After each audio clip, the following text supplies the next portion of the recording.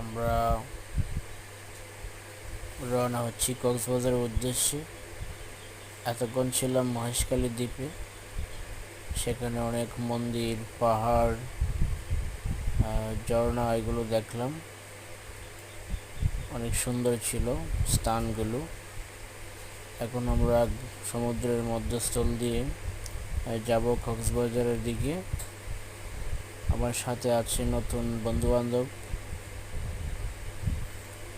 সেখানে গিয়ে আমি আমার মানুষদের হারিয়ে ফেলছিলাম, তাই নতুন বন্ধু বান্ধবদের সাথে চলছিলাম। ভালোই লাগছিল। সমুদ্রের মধ্যে তখন ঢেউ ছিল,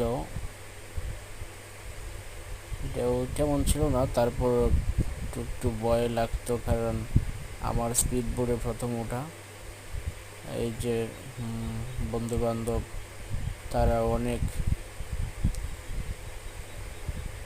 অনেক তৃপ্তি নিয়ে দেখছে প্রাকৃতিক দৃশ্যগুলা। আর সেখানে আপনারা যাবেন সময় পেলে। সেখানে গেলে মন ভালো হয়ে যাবে, মন যতই খারাপ থাকুক না কেন মন ভালো হয়ে যাবে, এটা নিশ্চিত।